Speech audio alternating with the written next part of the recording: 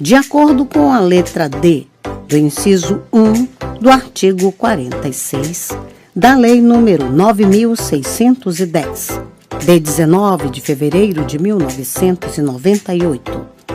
Distribuição gratuita. Proibida a venda e comercialização. Prezados, alguns dos nossos audiolivros podem constar falhas no final das faixas de áudio. Infelizmente, é irreversível, pois os mesmos foram gravados em fitas cassetes. Agradecemos a sua compreensão. Seja muito bem-vindo ao canal da Biblioteca Braille do Estado do Amazonas. Devido a fatos recentes de questionamentos associados a direitos autorais, venho informar que o canal não obtém qualquer tipo de lucro com a publicação dos audiolivros. Levamos a acessibilidade para as pessoas com deficiência visual. Caso você seja autor ou proprietário dos direitos autorais de algum audiolivro publicado aqui no canal, peço que faça contato via e-mail ou através dos comentários, que, se assim for determinado, o audiolivro será retirado do ar. Relembrando, não queremos e não obtemos nenhum tipo de lucro com as visualizações. Nosso objetivo é levar a acessibilidade para as pessoas com deficiência visual. Agradecemos pela sua atenção. O livro foi postado por Ana Beatriz. Se você gostou, deixe seu like e se inscreva no nosso canal.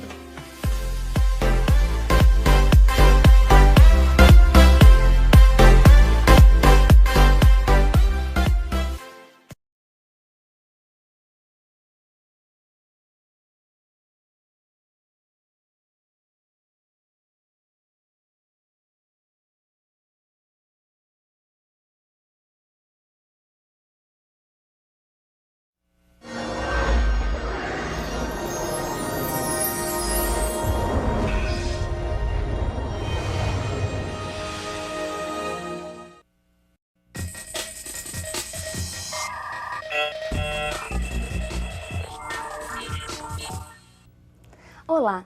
Na aula de hoje nós falaremos sobre o pré-modernismo, um movimento literário tipicamente brasileiro. Convencionou-se chamar pré-modernismo ao período anterior à Semana de Arte Moderna de 1922. Didaticamente, o pré-modernismo tem início em 1902, quando ocorre a publicação do livro Os Sertões, de Euclides da Cunha, e do livro Canaã, de Graça Aranha. O pré-modernismo é um período de transição. E por que transição? Porque ao mesmo tempo em que encontrávamos características ainda mais conservadoras, mais ligadas ao parnasianismo, nós começamos a encontrar as primeiras manifestações de uma literatura mais engajada, mais voltada para a realidade do país. Vejamos as principais características do pré-modernismo. Ruptura com o passado. As novas produções rompem com o academismo e os modelos pré-estabelecidos pelas antigas estéticas. Denúncia da realidade. A realidade não oficial passa a ser a temática do período. Regionalismo.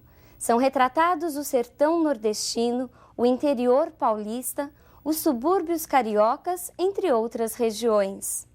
Tipos humanos marginalizados. Nas obras deste período, encontramos retratadas muitas figuras marginalizadas pela elite, como o sertanejo nordestino, o caipira, o mulato e o imigrante. Vejamos agora os principais autores deste período. Euclides da Cunha, que retratou a miséria do subdesenvolvido nordeste do país. Lima Barreto, que retratou a vida carioca urbana e suburbana do início do século XX. Monteiro Lobato, que apresentou a miséria dos moradores do interior do Sudeste e a decadência da economia cafeeira. Graça Aranha, que retratou a imigração alemã no Espírito Santo. E Augusto dos Anjos, que apresenta uma classificação problemática, não podendo ser classificado apenas como um pré-modernista.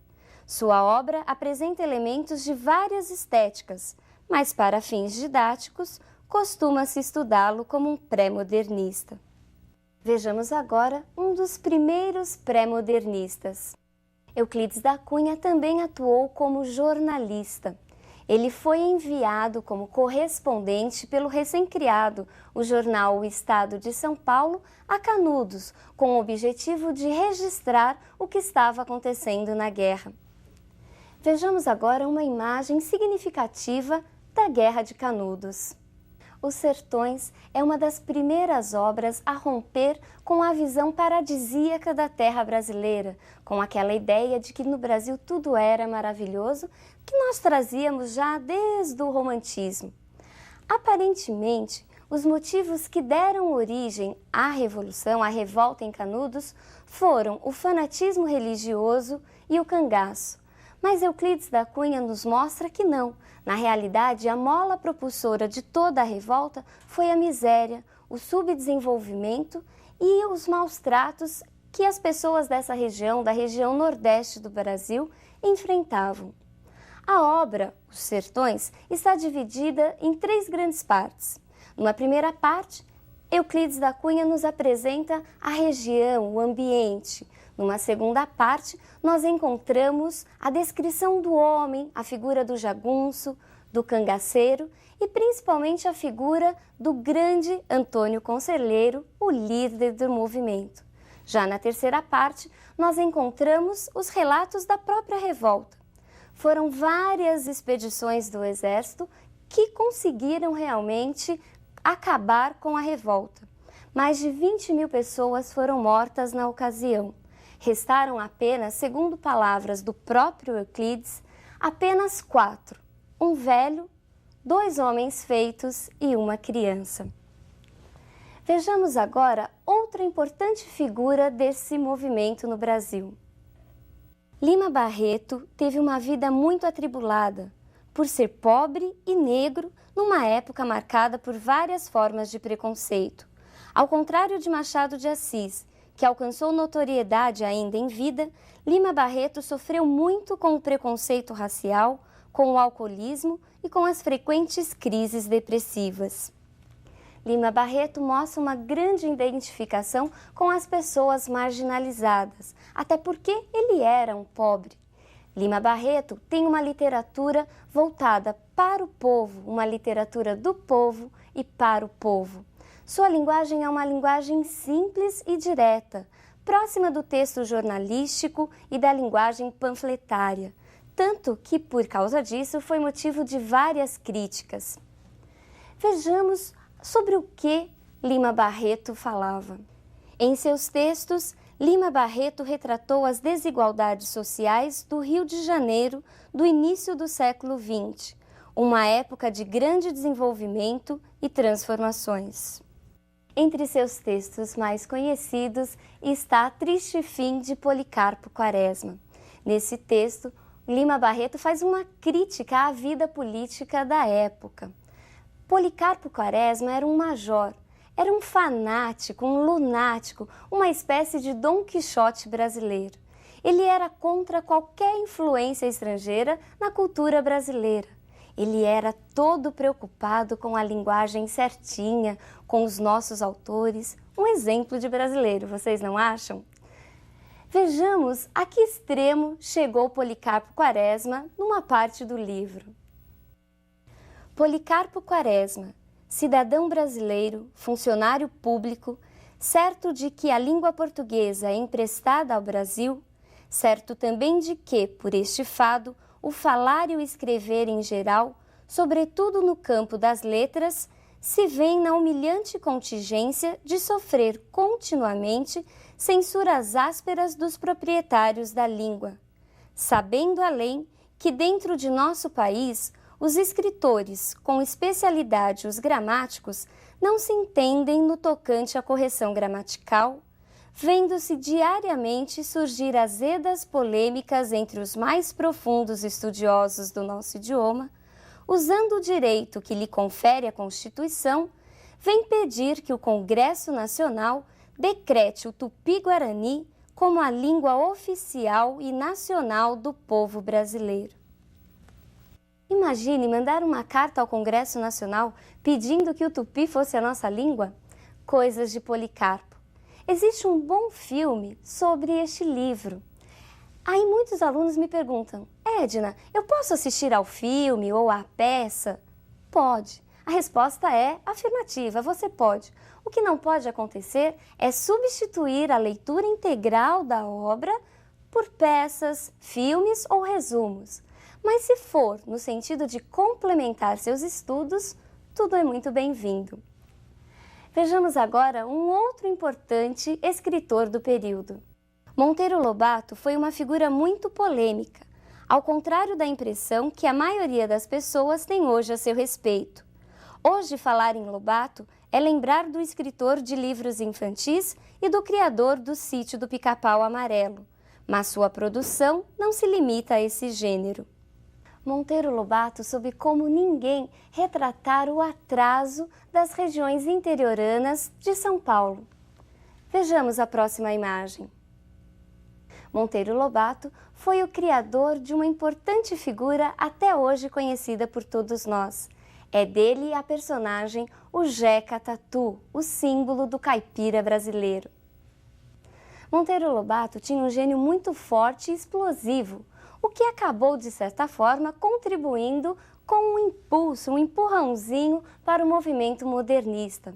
Monteiro Lobato escreveu um artigo intitulado Paranoia ou Mistificação, em que ele fazia duras críticas à artista, à pintora modernista Anita Malfatti. Vejamos o tom das palavras de Monteiro Lobato. Há duas espécies de artistas, uma composta dos que veem normalmente as coisas e, em consequência, fazem arte pura, guardados os eternos ritmos da vida e adotados para a concretização das emoções estéticas, os processos clássicos dos grandes mestres. A outra espécie é formada dos que veem anormalmente a natureza e a interpretam à luz de teorias efêmeras, sob a sugestão estrábica excessiva. São produtos do cansaço e do sadismo de todos os períodos de decadência. São frutos de fim de estação, bichados ao nascedouro. Embora eles se deem como novos precursores de uma arte a vir, nada é mais velho do que a arte anormal ou teratológica nasceu com a paranoia e com a mistificação. Sejamos sinceros, futurismo, cubismo, impressionismo e tutti quanti não passam de outros tantos ramos da arte caricatural. Perceberam que é agressivo? Dizem até que Anita Malfatti, depois desse texto, nunca mais foi a mesma. Outros importantes escritores são Graça Aranha e Augusto dos Anjos. Graça Aranha fala sobre a imigração alemã no estado do Espírito Santo. E Augusto dos Anjos é conhecido como o poeta, como o escritor do mau gosto, do escarro e dos vermes. Na aula de hoje, nós vimos as principais características do pré-modernismo, o primeiro movimento que começa a realmente mostrar a realidade da terra brasileira. Um grande abraço e até a nossa próxima aula.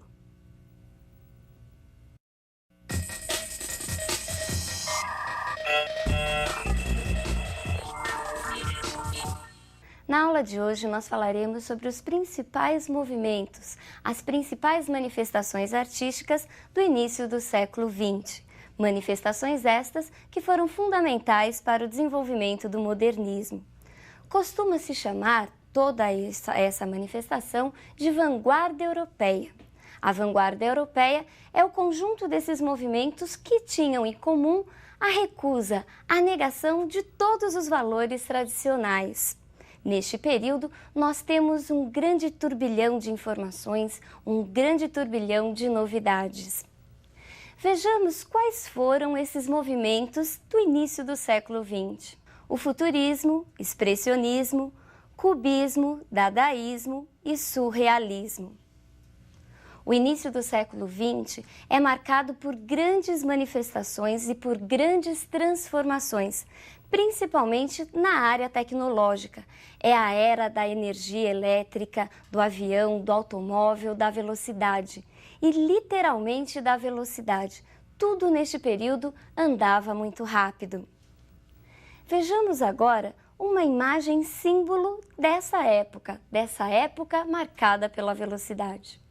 Nessa imagem do filme Tempos Modernos, nós encontramos uma sátira de Chaplin a todas essas mudanças e principalmente ao processo de desumanização do ser humano provocado pelas máquinas. O futurismo foi o primeiro grande movimento deste período. Ele trazia em si a própria velocidade. Falar em futurismo é falar em velocidade. Vejamos uma imagem que sintetiza o ideário do futurismo. Nesse quadro, chamado Dinamismo de um Automóvel, encontramos características marcantes do futurismo: a velocidade, o movimento e a força das máquinas representadas nas fortes cores e traçados. O principal representante do futurismo é o escritor italiano Marinetti. Na literatura, Marinetti pregava a destruição da sintaxe. Qualquer ordem para ele era mal vista. Ele também não era muito amigo da pontuação. Ele queria a frase solta, as palavras da maneira que vinham, no fluxo, numa grande velocidade. Vejamos um dos manifestos centrais do futurismo, escrito pelo próprio Marinetti. Nós queremos cantar o amor ao perigo, o hábito à energia e à eternidade. Os elementos essenciais de nossa poesia serão a coragem, a audácia e a revolta. Tendo a literatura até aqui enaltecido a imobilidade pensativa, o êxtase e o sono, nós queremos exaltar o movimento agressivo, a insônia febril, o passo ginástico, o salto mortal, a bofetada e o soco. Nós declaramos que o esplendor do mundo se enriqueceu com uma beleza nova, a beleza da velocidade. Um automóvel de corrida é mais belo que a vitória de Samotrácia. Nós queremos glorificar a guerra, única higiene do mundo, o militarismo, o patriotismo, o gesto destrutor dos anarquistas, as belas ideias que matam e o menosprezo à mulher. Nós queremos demolir os museus, as bibliotecas, combater o moralismo, o feminismo e todas as covardias oportunistas e utilitárias. Vitória de Samotrácia é o nome de uma escultura grega muito famosa que é considerada um dos exemplos mais belos de todas as artes e de todos os tempos. Ela se encontra no Louvre, um importante museu em Paris. E olha só o que o Marinetti faz. Ele diz que um automóvel é muito mais belo que essa escultura. Um outro movimento do período, ele tem origem alemã. É um movimento que prega a expressão do mundo interior, a expressão da subjetividade. E por ser a expressão a grande marca desse movimento, ele recebe o nome de expressionismo. Vejamos uma imagem que simboliza esse expressionismo. Perceba a densidade expressionista dessa pintura. A imagem parece transformar-se na própria dor do homem que grita. Vejamos agora as principais características do expressionismo na literatura. Composições abstratas. Como na pintura, os escritores expressionistas também gostavam de deformações abstratas do real. Subjetivismo, que vem atrelado à primeira característica, isto porque o artista expressionista desejava a expressão violenta do subjetivo, das emoções do mundo interior.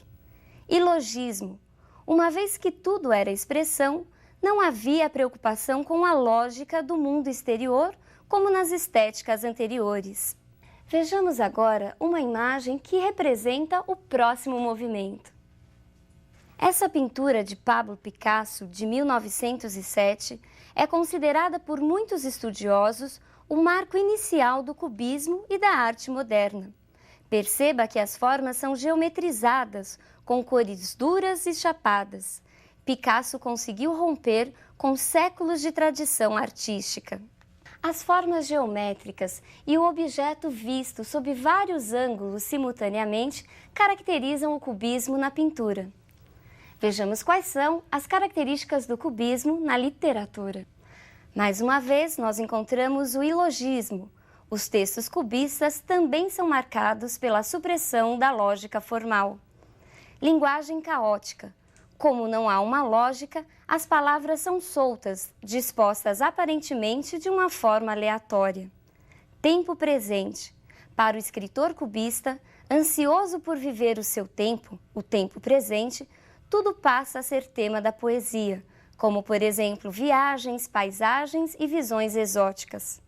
E, por último, o humor, muito comum nos textos cubistas, provocado não só pelas ironias, mas também pela própria disposição gráfica das palavras. Vejamos agora uma imagem do próximo movimento da vanguarda europeia. Perceba nesse quadro, chamado É o Chapéu que Faz o Homem, a justa posição dos objetos associados livremente. A liberdade artística foi uma grande característica do movimento chamado dadaísmo. O dadaísmo é considerado por muitos estudiosos o mais radical, o mais rebelde dos movimentos desse período, a começar pelo próprio nome.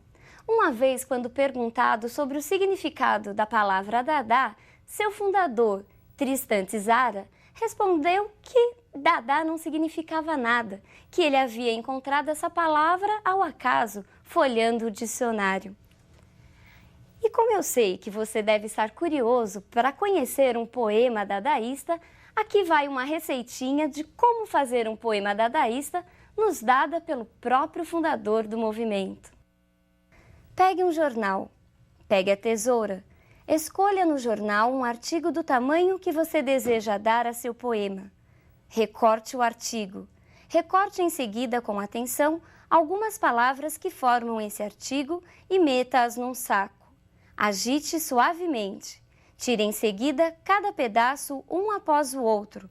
Copie conscienciosamente na ordem que elas são tiradas do saco. O poema se parecerá com você, e ei-lo um escritor infinitamente original e de uma sensibilidade graciosa, ainda que incompreendido do público. Fácil, não? Construir poema desse jeito todo mundo gostaria. Vejamos agora a imagem síntese do nosso último movimento da vanguarda europeia. Nessa conhecida pintura de Salvador Dalí, chamada A Persistência da Memória, encontramos relógios derretendo, numa espécie de sonho, de sugestão sobre a brevidade do tempo e da vida. Esse quadro é um dos símbolos do surrealismo. Influenciados pelos estudos do Freud, os pintores, os escritores surrealistas valorizavam muito o sonho, o irreal, também não se preocupavam muito com a lógica. As coisas fluíam à medida que também partiam do interior. E para ilustrar esse surrealismo, nada melhor do que ler um texto surrealista. Era uma vez uma realidade. Com suas ovelhas de lã real, a filha do rei passou por ali e as ovelhas baliam que linda que está a realidade. Na noite era uma vez uma realidade que sofria de insônia. Então chegava a madrinha fada e realmente levava-a pela mão. A realidade. No trono havia uma vez um velho rei que se aborrecia e pela noite perdia o seu manto.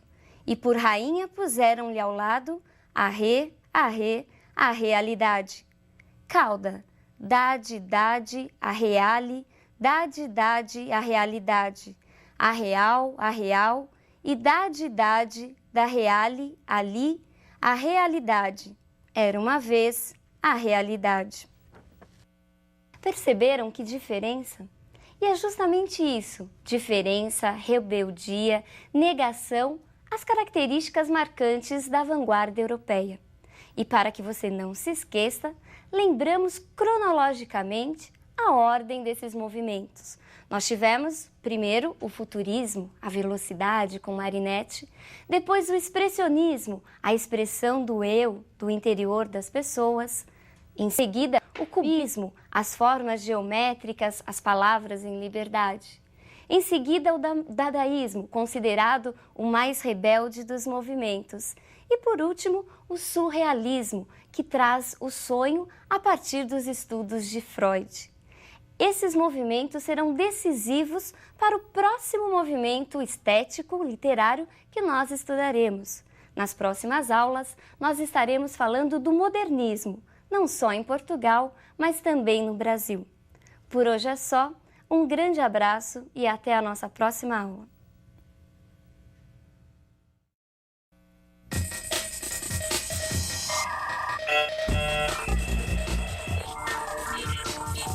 Olá! Na aula de hoje nós falaremos sobre o modernismo em Portugal. As primeiras manifestações modernistas começaram a surgir no período compreendido entre as duas grandes guerras mundiais. Um período muito significativo, marcado por várias transformações, não só em Portugal, mas em toda a Europa. E para começarmos, vejamos o marco inicial do modernismo em Portugal. Didaticamente, o modernismo português tem início em 1915, com o lançamento do primeiro número da revista Orfeu, revista que, inspirada nos movimentos da vanguarda europeia, desejava romper com o convencionalismo, com as idealizações e chocar a sociedade da época. Vários artistas participaram do lançamento desse primeiro número. Entre eles destacam-se Fernando Pessoa, Mário de Sá Carneiro e Almada Negreiros. Anos depois, por volta de 1927, surge uma nova revista, a revista Presença, que dá continuidade às inovações modernistas em Portugal. Vejamos agora quem é o grande representante dessa primeira geração, da geração de Orfeu. Fernando Pessoa. Fernando Pessoa é o marco do modernismo português. Mas por que será que nós temos a imagem do autor no centro e essas três sombras ao redor? Estas sombras representam o fenômeno da heteronímia. Fernando Pessoa construiu heterônimos. E o que eram heterônimos? Fernando Pessoa criou novas pessoas, novos poetas, com características peculiares. E o heterônimo é diferente de pseudônimo. Pseudônimo é muito mais simples, é apenas a utilização de um outro nome, mas pelo mesmo poeta. Já heterônimo é uma outra pessoa. Vejamos esquematicamente o que é esse fenômeno da construção dos heterônimos em Fernando Pessoa. A produção literária de Fernando Pessoa divide-se em dois grandes blocos. A produção do ortônimo, ou seja, Fernando Pessoa ele mesmo, e a sua produção a partir dos heterônimos, entre os quais se destacam Alberto Caeiro, Ricardo Reis e Álvaro de Campos. Existiram outros heterônimos ou semi-heterônimos, mas que aos poucos foram abandonados por Pessoa. Ele diz que desde a infância essa tendência em se multiplicar, em se desmembrar em vários outros, sempre o acompanhou. Vejamos agora o que o próprio Fernando Pessoa diz a esse respeito. Multipliquei-me para me sentir. Para me sentir, precisei sentir tudo. Transbordei-me, não fiz senão extravasar-me. Os heterônimos de Fernando Pessoa apresentavam biografia, características físicas, características de personalidade, data de nascimento, local de nascimento, eram realmente outras pessoas. Vejamos a imagem do seu primeiro grande heterônimo. Alberto Caeiro nasceu em 1889 e morreu tuberculoso em 1915. Era um homem simples do campo. Sua estatura era mediana, loiro, de olhos azuis, era órfão e estudou pouco, só apenas as primeiras séries. Os textos de Alberto Caeiro são marcados pela simplicidade. Ele era um poeta do campo. Seus temas, basicamente, se resumiam à vida simples do campo, ao contato com a natureza. Alberto Caeiro recusava qualquer interpretação filosófica da vida. Ele pensava com os sentidos. Vejamos as características de Alberto Caeiro num fragmento dos seus próprios textos. Sou um guardador de rebanhos, o rebanho é os meus pensamentos, e os meus pensamentos são todos sensações. Penso com os olhos e com os ouvidos, e com as mãos e os pés, e com o nariz e a boca. Pensar uma flor é vê-la e cheirá-la, e comer um fruto é saber-lhe o sentido. Por isso, quando num dia de calor me sinto triste de gozá-lo tanto, e me deito ao comprido na erva e fecho os olhos quentes, sinto todo o meu corpo deitado na realidade, sei a verdade e sou feliz. Vejamos agora a imagem do próximo heterônimo de Fernando Pessoa. Ricardo Reis nasceu em 1887 na cidade do Porto e era médico. Era baixo, forte, moreno, um monarquista de formação. Os textos de Ricardo Reis se caracterizam pela linguagem rebuscada, pela erudição. Ricardo Reis aproveitava ao máximo a mitologia greco-latina, os poetas clássicos do passado. Um tema muito frequente em seus textos é a filosofia horaciana do carpe diem, do aproveitar o momento. Ricardo Reis tinha consciência da brevidade da vida, o que muitas vezes dava um tom meio pessimista em seus textos. Vejamos um exemplo de um texto de Ricardo Reis. Vem sentar-te comigo, Lídia, à beira do rio. Sossegadamente fitemos o seu curso e aprendamos que a vida passa, e não estamos de mãos enlaçadas. Enlacemos as mãos. Depois pensemos, crianças adultas, que a vida passa e não fica, nada deixa e nunca regressa. Vai para um mar muito longe, para o pé do fado, mais longe que os deuses. Desenlacemos as mãos, porque não vale a pena cansarmos-nos. Quer gozemos, quer não gozemos, passamos como um rio. Mas vale saber passar silenciosamente e sem desassossegos grandes. Vejamos agora a imagem do seu grande e último heterônimo. Álvaro de Campos nasceu em outubro de 1890. Era engenheiro naval, alto, magro, cabelos lisos e assemelhava-se a um judeu português. Álvaro de Campos é o poeta do futuro, é o poeta da rebeldia, da inovação. Ele se identificava muito com a rebeldia da vanguarda europeia. Seus textos mostram muito bem essa influência da vanguarda. Se nós pensarmos que Alberto Caeiro pensava através da sensação, Ricardo Reis através da razão, Álvaro de Campos é todo emoção. Vejamos um de seus textos mais conhecidos. Não, não quero nada. Já disse que não quero nada. Não me venham com conclusões. A única conclusão é morrer. Não me tragam estéticas, não me falem em moral. Tirem-me daqui a metafísica. Não me apregoem sistemas completos. Não me enfileirem conquistas. Das ciências, Deus meu, das ciências, das artes, da civilização moderna. Que mal fiz eu aos deuses todos? Se tem a verdade, guardem-na. Sou um técnico, mas tenho técnica só dentro da técnica. Fora disso sou doido, com todo o direito a sê-lo. Com todo o direito a sê-lo. Ouviram? Não me massem por amor de Deus. Vejamos agora uma imagem de Fernando Pessoa ele mesmo, de Fernando Pessoa ortônimo. Fernando Pessoa foi um dos escritores mais complexos da literatura portuguesa. Começou a se destacar como escritor a partir de seus primeiros artigos publicados sobre os movimentos, sobre as novas tendências modernistas. Mas foi graças à criação de seus heterônimos que alcançou notoriedade mundial. A obra ortônima de Fernando Pessoa apresenta características bem diversas das características de seus heterônimos. Fernando Pessoa ele mesmo mostra-se mais preso aos valores, à tradição portuguesa.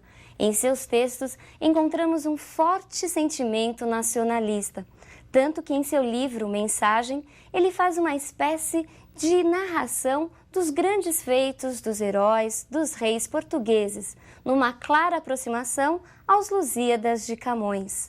Em seus textos também, muitas vezes ele fala da própria arte de escrever, fala do seu processo de multiplicar-se. Vejamos agora um dos textos mais conhecidos de Fernando Pessoa, Ortônimo. O poeta é um fingidor. Finge tão completamente que chega a fingir que é dor, a dor que devera sente. E os que leem o que escreve, na lida sentem bem, não as duas que ele teve, mas só a que eles não têm. E assim, nas calhas de roda, gira a inteira razão, esse comboio de corda que se chama o coração. Outra figura importante do modernismo português é Mário de Sá Carneiro. Mário de Sá Carneiro, como vimos, também participou do grupo de escritores responsáveis pela publicação da primeira revista modernista em Portugal, da revista Orfeu. Ele era o responsável pela parte financeira da revista, tanto que após ao seu suicídio, isso em 1916, quando ele ainda tinha apenas 26 anos de idade, a revista deixou de circular. Seus textos são marcados por um pessimismo, por uma busca incessante. Mário de Sá Carneiro queria buscar a essência do seu próprio ser, descobrir o porquê da sua existência. Mas ele não encontrou a resposta. Vejamos um de seus textos mais conhecidos. Perdi-me dentro de mim, porque eu era labirinto, e hoje, quando me sinto, é com saudades de mim. Não sinto o espaço que encerro, nem as linhas que projeto. Se me olho a um espelho, erro, não me acho no que projeto. Regresso dentro de mim, mas nada me fala, nada. Tenho a alma amortalhada, sequinha dentro de mim. Eu tenho pena de mim, pobre menino ideal. Que me faltou, afinal? Um elo? Um rastro? Ai de mim! Perdi a morte e a vida, e louco não enlouqueço. A hora foge vivida, eu sigo-a, mas permaneço. Perceberam o tom negativo do texto de Mário de Sá Carneiro? Na aula de hoje, nós vimos então os principais representantes do modernismo em Portugal. Vimos o fenômeno da construção dos heterônimos de Fernando Pessoa. Lembre-se de que seus principais heterônimos são Alberto Caeiro, o poeta bucólico, Ricardo Reis, o filósofo, o pensador ligado à mitologia, e Álvaro de Campos, o poeta do futuro ligado à velocidade. E a outra grande figura é Mário de Sá Carneiro. Um grande abraço e até a nossa próxima aula.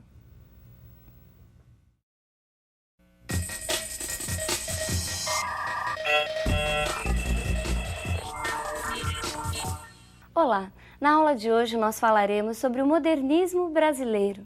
Esse movimento lhe foi muito influenciado pelos movimentos da vanguarda europeia e também pelo modernismo português. Vejamos essas imagens.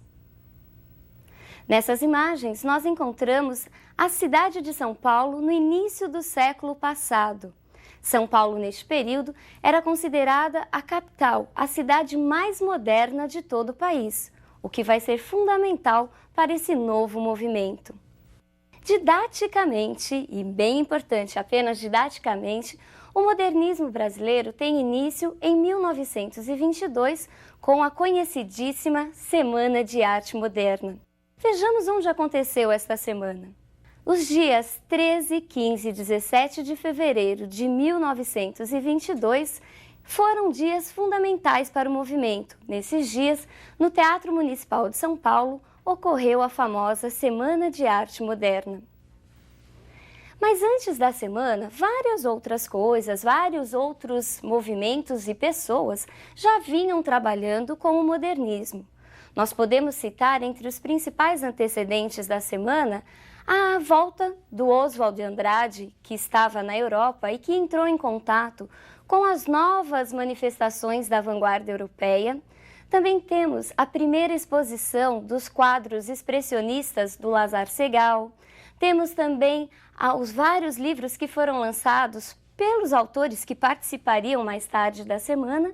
E tivemos o grande estopim, isto segundo muitos estudiosos, que foi a exposição da pintora Anita Malfatti e que, nessa exposição, ela foi muito criticada pelo Monteiro Lobato, como nós já vimos naquele artigo intitulado Paranoia ou Mistificação?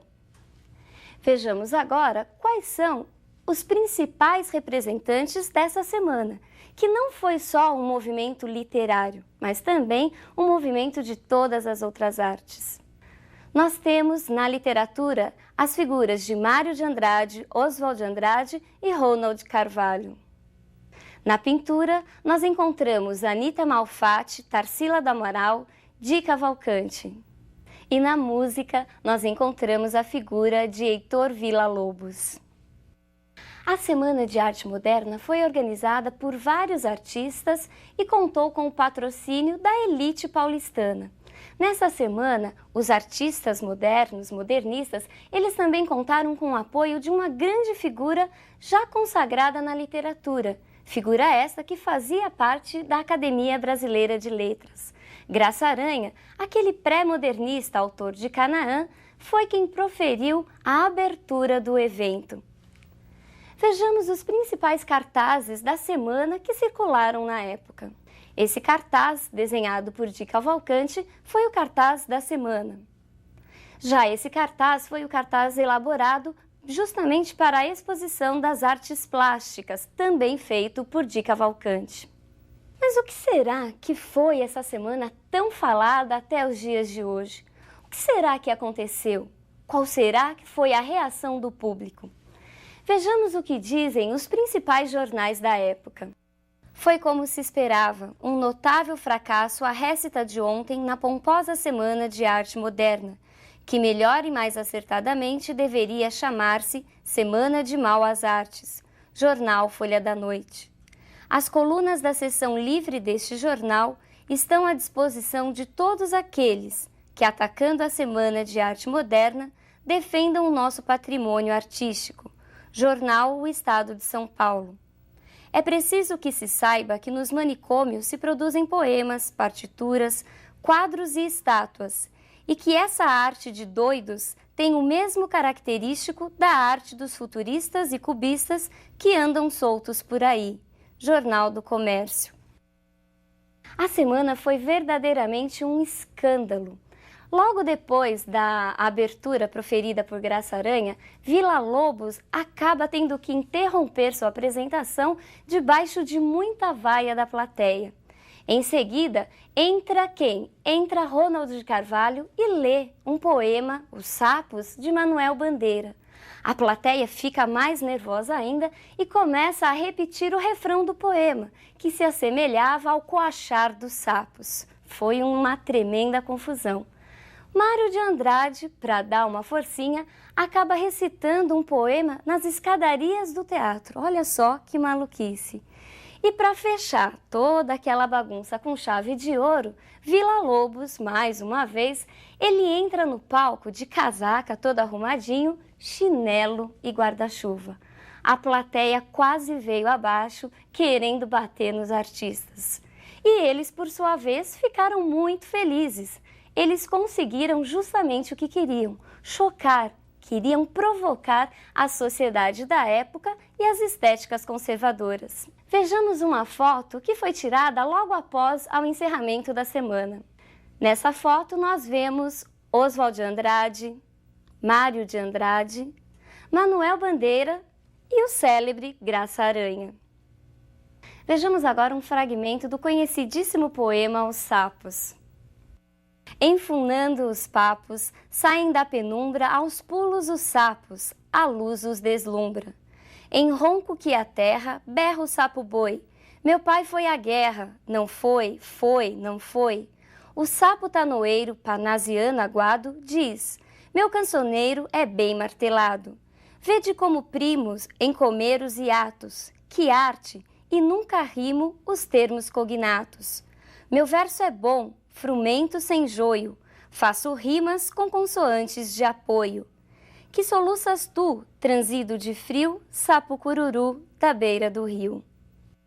O poema Os Sapos é uma espécie de sátira, uma crítica ao parnasianismo. Ele é uma paródia do poema Profissão de Fé, de Olavo Bilac.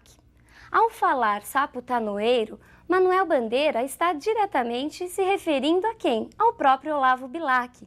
Porque Bilac, lembre-se, ele sempre dizia que o artista tinha uma tarefa muito parecida com a do artesão. O poeta era o artesão da palavra. E o sapo cururu nada mais é do que o próprio poeta moderno, mais simples, livre de todo o artificialismo do poeta parnasiano. Vejamos quais são os principais desdobramentos dessa semana. Vários grupos, movimentos e revistas começaram a circular nessa época.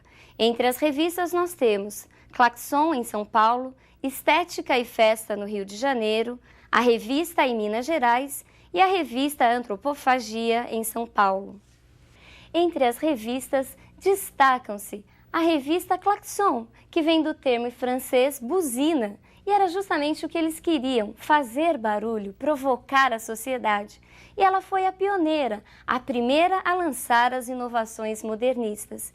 E a revista Antropofagia, que trazia como marca central o desejo de devorar as outras culturas. Para entendermos melhor o que foi todo esse período, o que foram essas revistas, vejamos quais são as principais correntes modernistas. Nós temos o movimento Pau-Brasil. O movimento Pau-Brasil pregava um retorno, uma busca à arte pré-histórica do Brasil. E por que Pau-Brasil? Justamente por ter sido este o nosso principal produto, o nosso primeiro produto de exportação. Nossa poesia deveria ser exportada para o mundo. Vejamos o próximo movimento. Movimento Verde-Amarelo.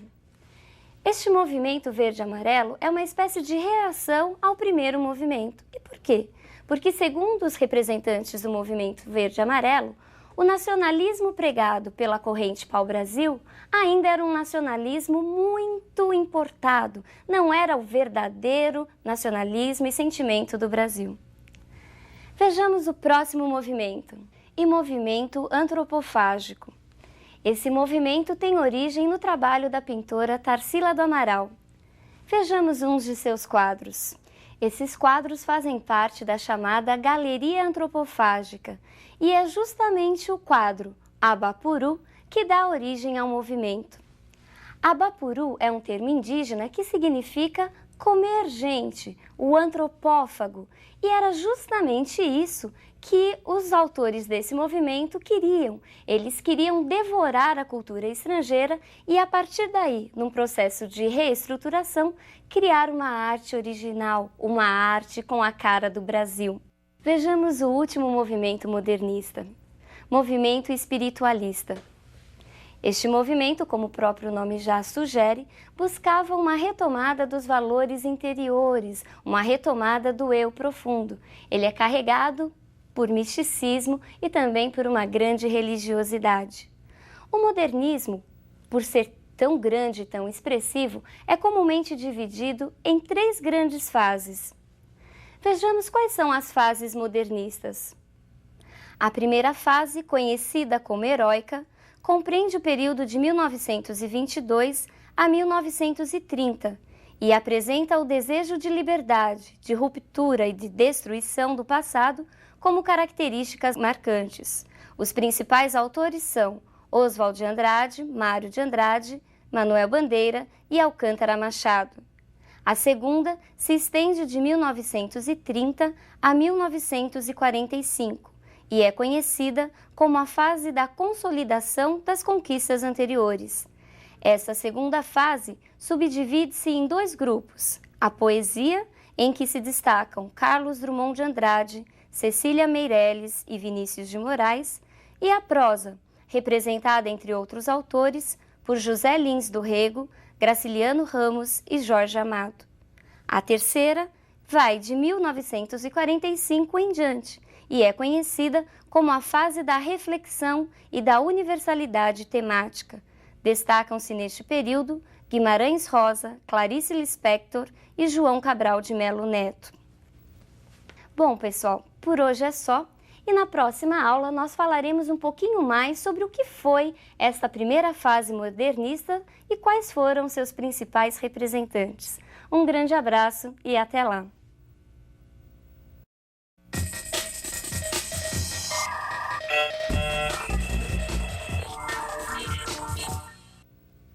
Olá! Na aula de hoje nós falaremos sobre as primeiras manifestações modernistas e sobre os primeiros autores modernistas do Brasil. Nós falaremos da primeira fase modernista. Lembre-se de que a Semana de Arte Moderna foi um grande movimento, um movimento inovador na literatura do nosso tempo.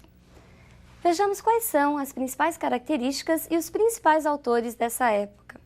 A primeira fase, conhecida como heróica, compreende o período de 1922 a 1930 e apresenta o desejo de liberdade, de ruptura e de destruição do passado como características marcantes. Os principais autores são Oswald de Andrade, Mário de Andrade, Manuel Bandeira e Alcântara Machado.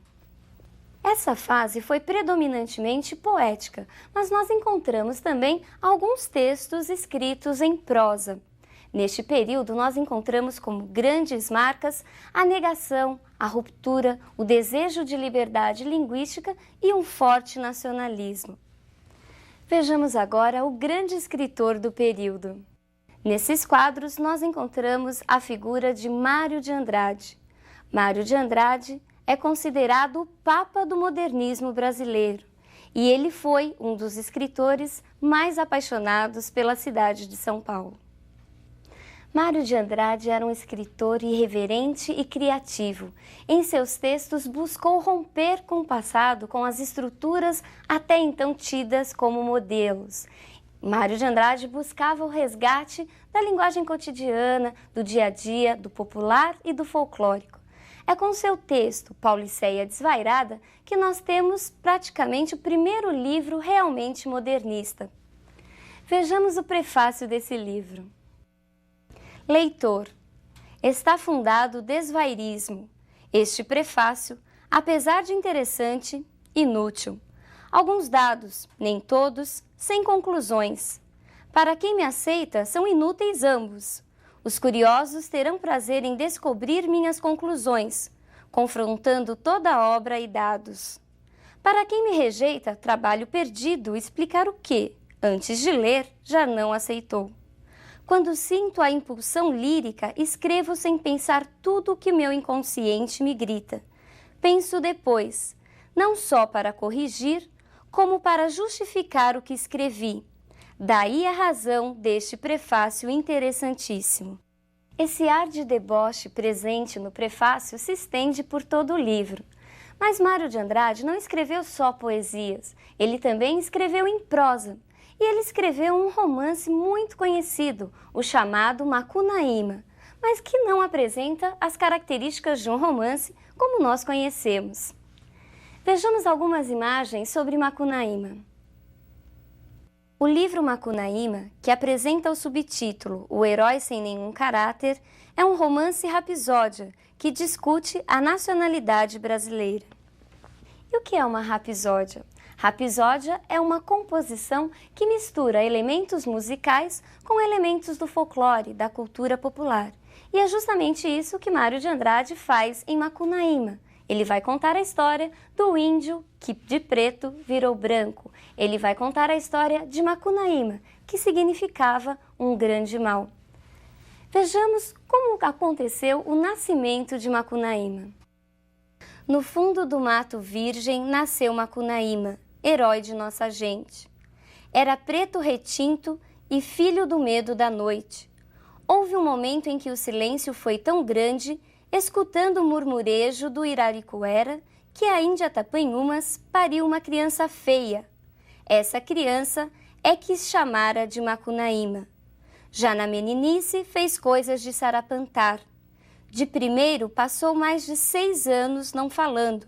Se o incitavam a falar, exclamava, ai que preguiça! E não dizia mais nada. Ficava no canto da maloca, trepado no giral de Paxiúba, espiando o trabalho dos outros e principalmente os 2 manos que tinha, Manaape, já velhinho, e Jiguê, na força de homem. O divertimento dele era decepar cabeça de saúva. Vivia deitado, mas se punha os olhos em dinheiro, Macunaíma dandava para ganhar vintém. E também espertava quando a família ia tomar banho no rio, todos juntos e nus. No Mucambo, se alguma Cunhantã se aproximava dele para fazer festinha, Macunaíma punha a mão nas graças dela, Cunhantã se afasta. Macunaíma era debochado, malandro, danado. Ele era muito terrível, muito diferente da imagem que nós tínhamos de herói. Tanto que Macunaíma é considerado um anti-herói se nós o compararmos com os heróis românticos que conhecemos. Macunaíma mexia com todo mundo, era preguiçoso, não queria saber de trabalhar. Esse texto é considerado um grande marco do modernismo, tanto que volta e meia ele aparece nos grandes vestibulares do Brasil. Por isso, não deixe de lê-lo. Vejamos agora a imagem de um outro importante autor desse período. Oswald de Andrade é considerado o autor mais irreverente, combativo e polêmico da primeira fase modernista. Foi o idealizador dos principais manifestos que ocorreram neste período. Sua obra é toda marcada pela ironia, pelo humor. Ele é o mais debochado dos poetas, dos escritores modernistas.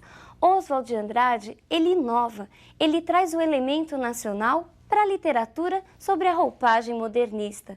Ele é o criador do poema piada, do poema pílula, ou seja, textos curtos, mas que mesmo assim carregam uma grande carga poética.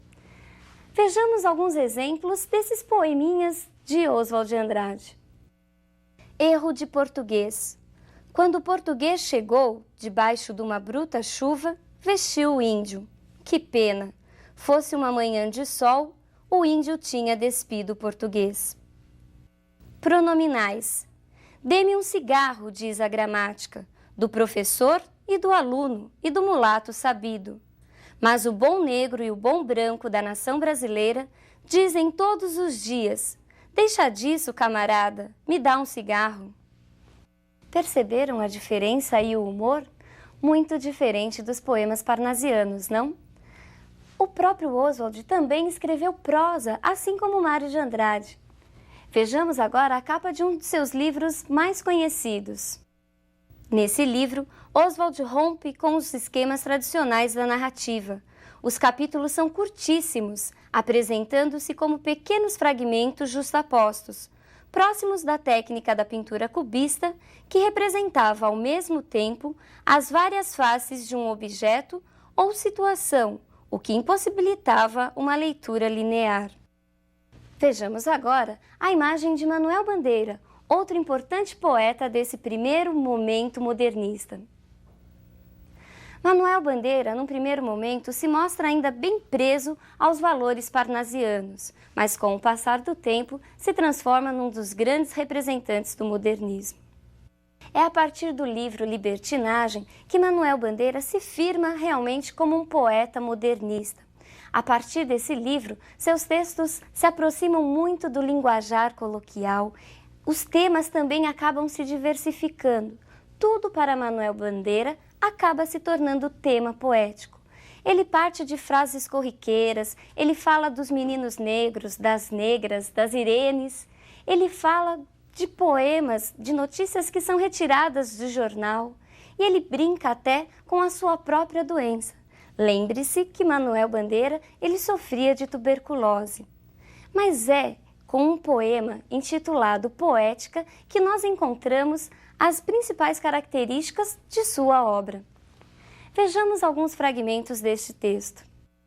Estou farto do lirismo comedido, do lirismo bem comportado, do lirismo funcionário público com livro de ponto, expediente, protocolo e manifestações de apreço ao senhor diretor.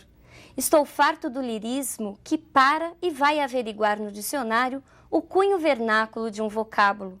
Abaixo aos puristas, todas as palavras, sobretudo os barbarismos universais, todas as construções, sobretudo as sintaxes de exceção, todos os ritmos, sobretudo os inumeráveis.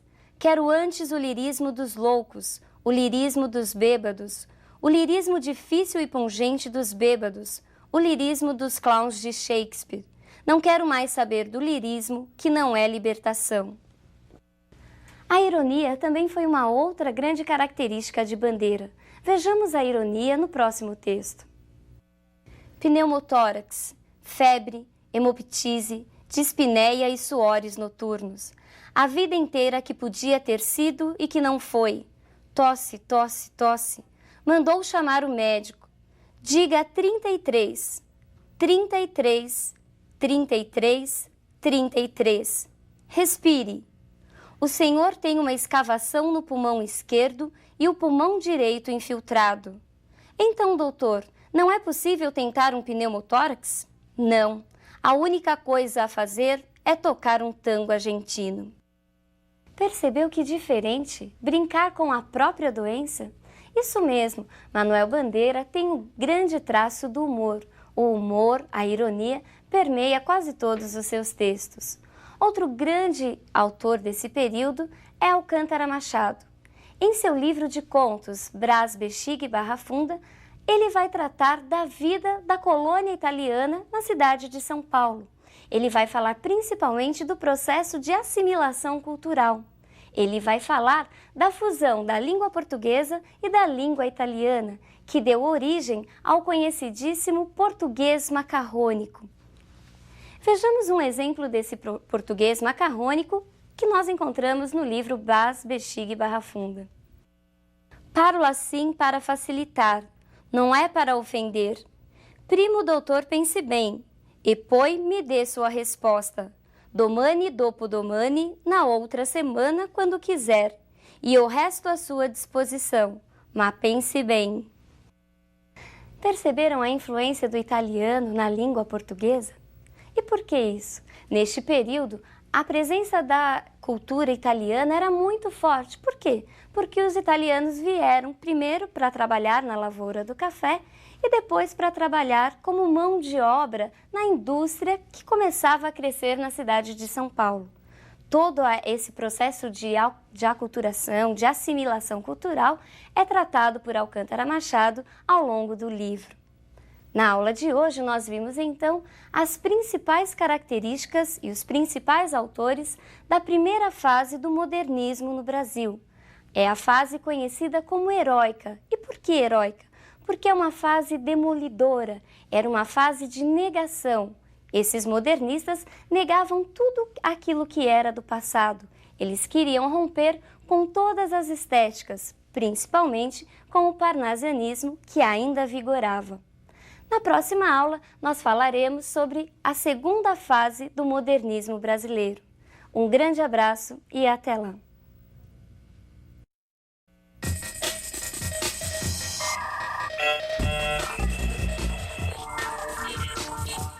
Olá! Na aula de hoje nós falaremos sobre a segunda fase modernista. Nós falaremos na aula de hoje de um período em que nós encontramos a consolidação, uma espécie de fortificação das conquistas da geração de 22. Na aula de hoje nós falaremos sobre a poesia modernista. Vejamos quais são os principais autores desse período. Carlos Drummond de Andrade, Cecília Meirelles, Vinícius de Moraes e Murilo Mendes. É importante deixarmos claro que os autores da geração anterior, da geração de 22, como Oswald, Mário e Manuel Bandeira, continuaram escrevendo, só que ao lado desses novos escritores. A temática acaba sendo mais variada, novos temas começam a aparecer. Drummond e Murilo Mendes, em alguns momentos, se dedicam mais às poesias de caráter social e também às questões universais do ser humano.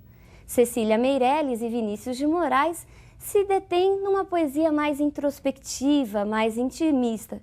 E Cecília Meirelles e Murilo Mendes, também em determinados momentos, voltam-se para questões religiosas e mais místicas. Vejamos agora a imagem do primeiro grande poeta dessa fase. Carlos Drummond de Andrade é considerado o grande representante da poesia contemporânea. Seus textos, embora partindo da realidade brasileira, refletem os problemas universais do ser humano. São textos que apresentam uma temática variada, o amor, a metalinguagem, a saudade, o cotidiano e uma forte preocupação política e social. Essa foto foi a última foto tirada do poeta durante o enterro de sua filha. Logo depois dessa data, o poeta vem a falecer.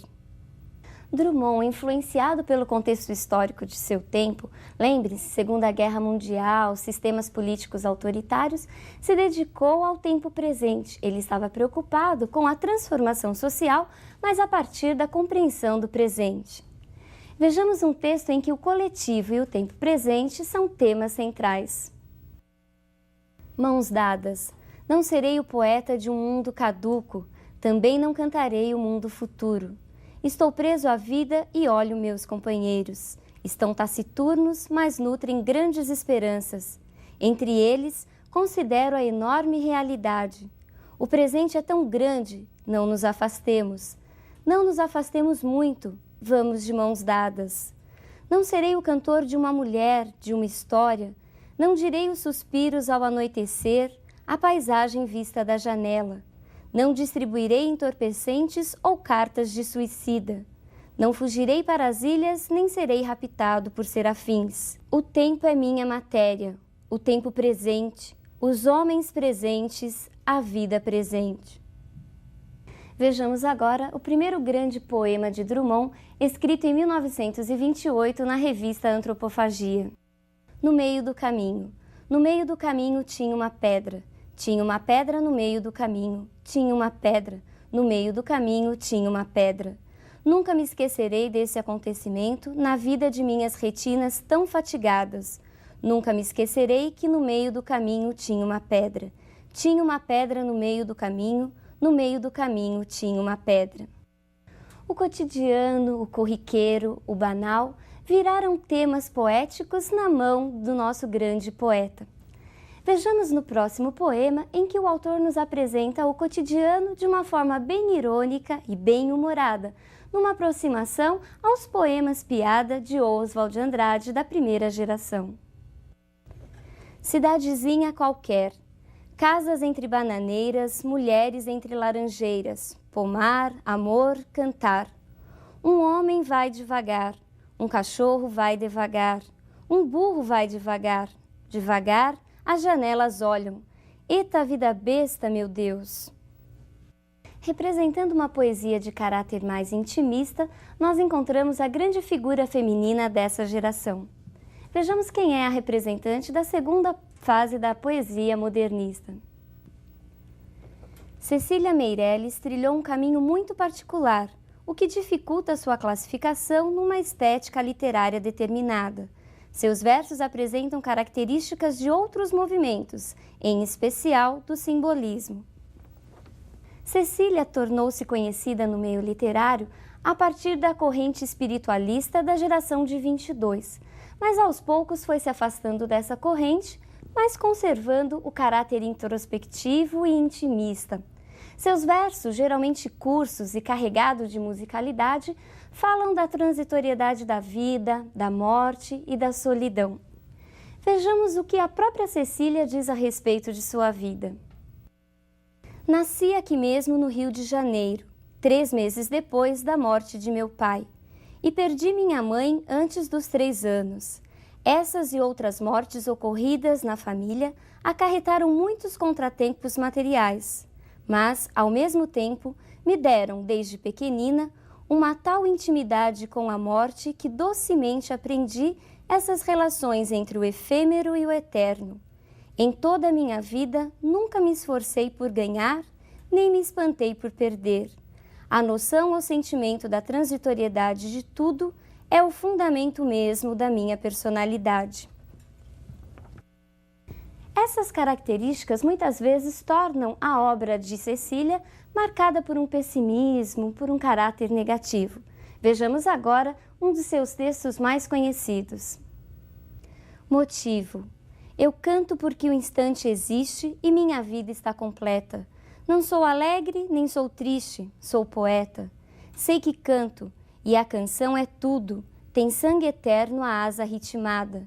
E um dia sei que estarei mudo, mais nada. Vejamos agora a imagem de outro importante poeta.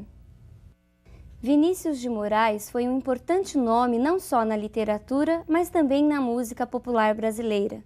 Altamente comunicativo, Vinícius definia-se como poeta e diplomata, o branco mais preto do Brasil na linha de Xangô, Saravá. A obra de Vinícius é frequentemente dividida em duas fases.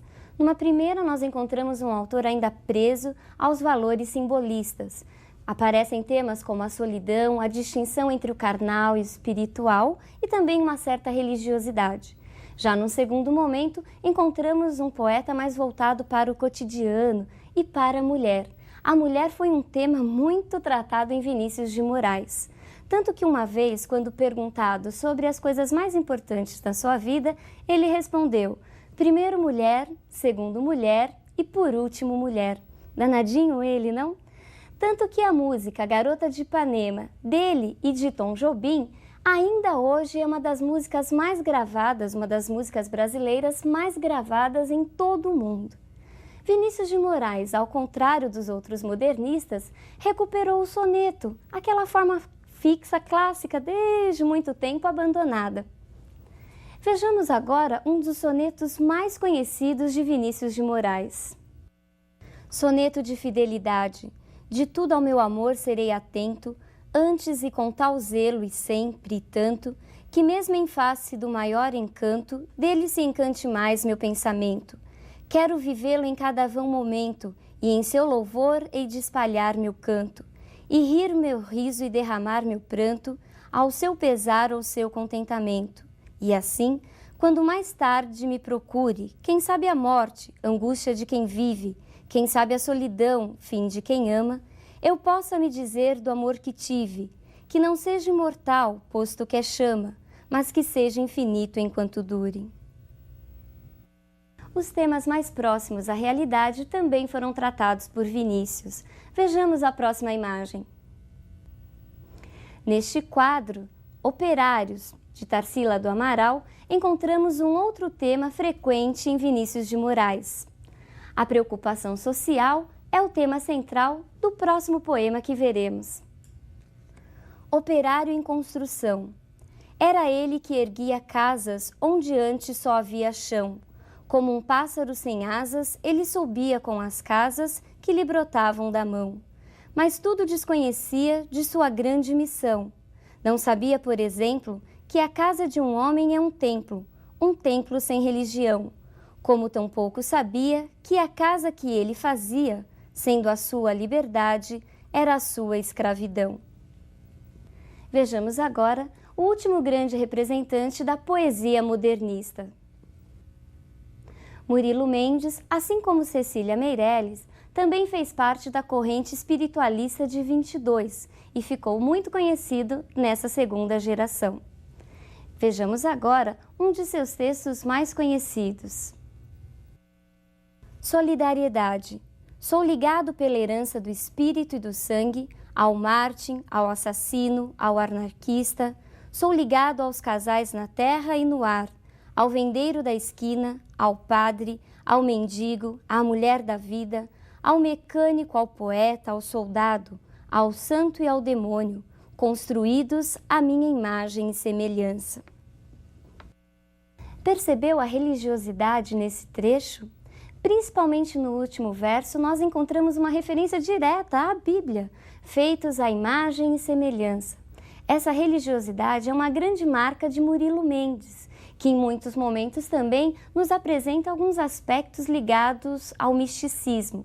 Só que a religiosidade em Murilo Mendes é uma religiosidade voltada para a interpretação das injustiças sociais, tanto que ele se compara a várias pessoas simples, a pessoas humildes do povo, inclusive a uma prostituta.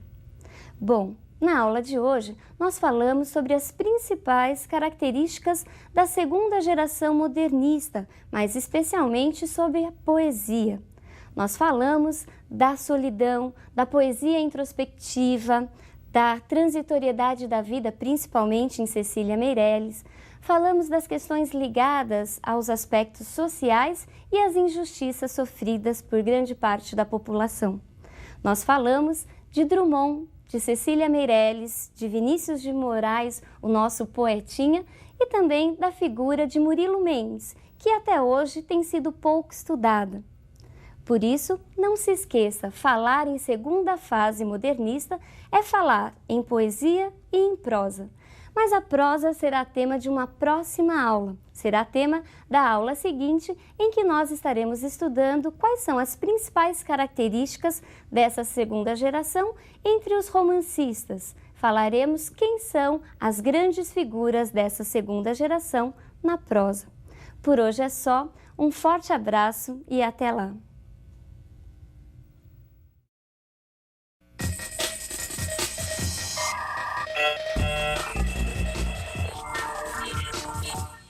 Olá! Na aula de hoje nós falaremos sobre a prosa da segunda fase do modernismo brasileiro. A grande característica da prosa neste momento é o regionalismo, é a relação do homem com o meio em que vive. Esse regionalismo já estava presente há muito tempo, lá na época do romantismo, só que agora ele ganha um novo tom, uma nova feição, principalmente pelo contexto histórico e pelas características dos autores deste momento. A obra que marca o início do romance regionalista no modernismo é o livro A Bagaceira, de José Américo, mas seu valor literário se deve mais ao aspecto histórico, às tramas sobre a seca, sobre os retirantes, do que propriamente dito pelos seus valores estéticos. Vejamos agora quais são os principais autores dessa fase. Raquel de Queiroz, Graciliano Ramos, Jorge Amado, Érico Veríssimo e José Lins do Rego. Basicamente, esses autores se dedicaram ao regionalismo do Nordeste do país, falando da seca, do cangaço, das dificuldades e misérias enfrentadas pelo povo dessas regiões, região Norte e região Nordeste. Mas nós temos um autor, Érico Veríssimo, que se dedica mais à região sul do país, falando das relações do homem com a paisagem natural. Assim como nós encontramos na poesia modernista a figura feminina de Cecília Meirelles, nessa geração, na prosa, nós também encontramos uma grande figura. Vejamos quem é a grande figura feminina da prosa modernista. Raquel de Queiroz foi a primeira mulher a se eleger imortal na Academia Brasileira de Letras. Suas obras regionalistas destacam-se pela reflexão sobre a figura feminina numa sociedade patriarcal. Em O 15, a autora narra as histórias vividas por uma família que enfrenta uma grande seca. Há neste texto várias reflexões, várias descrições sobre o campo, a paisagem seca da região Nordeste. A figura feminina também é um ponto central na obra da autora. Destacam-se entre essas personagens femininas Conceição em O 15 e Maria Bonita em Um Lampião. Vejamos agora a imagem de Graciliano Ramos, importante figura dessa segunda fase. Graciliano Ramos é considerado pela crítica de uma maneira geral o melhor ficcionista dessa segunda fase da prosa modernista. Sua obra é marcada pela ausência de sentimentalismo, por uma linguagem direta, concisa, os vocábulos são precisos. Entre seus livros principais destacam-se São Bernardo e Memórias do Cárcere. Memórias do Cárcere é um romance autobiográfico em que o autor narra as dificuldades vividas durante o período da prisão. Realmente, Graciliano Ramos ficou preso em virtude das complicações que teve com a ditadura de Vargas. O próprio Graciliano apresentou algumas ligações com o Partido Comunista, o que provocou sua prisão. Já em São Bernardo, nós encontramos a história de Paulo Honório, o rico proprietário da fazenda São Bernardo. Neste texto, Graciliano faz uma reflexão sobre o processo de coisificação do homem, que muitas vezes volta-se mais para o ter do que para o ser. Vejamos agora as próximas imagens que trazem o tema central de um livro muito importante deste autor. Menino Morto e Família de Retirantes, ambos de Cândido Portinari, apresentam o tema central de Vidas Secas, grande livro de Graciliano Ramos. Vidas Secas narra a história de uma família de retirantes que deixa sua terra atingida por uma forte seca. A família é composta por Sinhá Vitória, a mãe, Fabiano, o pai, 2 filhos, apenas chamados de menino mais velho e menino mais novo, E os animais, o papagaio e a conhecidíssima cachorra-baleia. Vejamos agora um trecho em que narra o início da saída desta família. A caatinga estendia-se de um vermelho indeciso salpicado de manchas brancas que eram ossadas. O vôo negro dos urubus fazia círculos altos em redor dos bichos moribundos. Anda, excomungado! O pirralho não se mexeu, e Fabiano desejou matá-lo. Tinha o coração grosso, queria responsabilizar alguém pela sua desgraça. A seca aparecia-lhe como um fato necessário, e a obstinação da criança irritava-o. Certamente este obstáculo miúdo não era o culpado, mas dificultava a marcha, e o vaqueiro precisava chegar, não sabia onde. Pelo espírito atribulado do sertanejo, passou a ideia de abandonar o filho naquele descampado. Pensou nos urubus, nas ossadas, coçou a barba ruiva e suja e, resoluto, examinou os arredores. Sinhá Vitória estirou o beiço indicando vagamente uma direção e afirmou com alguns sons guturais que estavam perto. Fabiano meteu a faca na bainha, guardou-a no cinturão, acocorou-se, pegou no pulso do menino que se encolhia, os joelhos encostados no estômago, frio como um defunto. Aí a cólera desapareceu e Fabiano teve pena. Impossível abandonar um anjinho aos bichos do mato. Entregou a espingarda a Sinhá Vitória, pôs o filho no cangote, levantou-se, agarrou os bracinhos que caíam sobre o peito, moles, finos como cambitos. Sinhá Vitória aprovou esse arranjo, lançou de novo a interjeição gutural, designou os juazeiros invisíveis. E a viagem prosseguiu, mais lenta, mais arrastada, num silêncio grande. Percebeu como a secura do ambiente e da vida aos poucos iam embrutecendo as personagens? Vejamos agora um outro importante autor deste período. Jorge Amado é talvez um dos escritores mais conhecidos pelo público jovem, isto porque muitos de seus livros foram adaptados para a TV e para o cinema, e ainda hoje é um dos escritores brasileiros que mais vendeu livros. Seus textos traçam um verdadeiro painel do Brasil, em especial do povo baiano. Sua linguagem simples, próxima ao falar do povo, sua constante preocupação com as tradições e os costumes populares e ainda o seu bom humor fizeram de Jorge Amado um dos escritores mais aclamados e mais benquistos do público atualmente. Sua obra é frequentemente dividida em função da temática. Assim nós temos Romances da Bahia, que retratam a vida das classes oprimidas na urbana Salvador. São livros de denúncia das desigualdades sociais. Entre eles, destaca-se Capitães da Areia. Romances ligados ao ciclo do cacau, que retratam a exploração dos trabalhadores rurais pela economia latifundiária do Nordeste. Segundo o próprio Jorge Amado, foi a luta do cacau que o tornou romancista. Entre esses romances destacam-se Cacau e Terras do Sem Fim. E por último, as Crônicas de Costumes, que partem dos cenários do Agreste e da zona cacaueira para uma reflexão sobre a vida, os amores e os costumes da sociedade. São desse ciclo as conhecidíssimas figuras femininas de Jorge Amado, como Gabriela Cravo e Canela, Dona Flor e seus dois maridos, Tieta do Agreste e Teresa Batista Cansada de Guerra. Vejamos agora a imagem de outro importante escritor deste período. Érico Veríssimo, que assim como Jorge Amado, conquistou o público leitor. Sua obra é comumente dividida em romances urbanos, históricos e políticos. Entre os romances urbanos destacam-se Clarissa e Olhai os Lírios do Campo. Neste momento, nós temos um autor que analisa as questões, as crises de uma sociedade na época. A sua grande obra-prima é a trilogia histórica O Tempo e o Vento, em que nós encontramos as grandes figuras de Ana Terra e Rodrigo Cambará. E é dele também o conhecidíssimo Incidente em Antares, um romance político que mistura o plano real com o plano imaginário.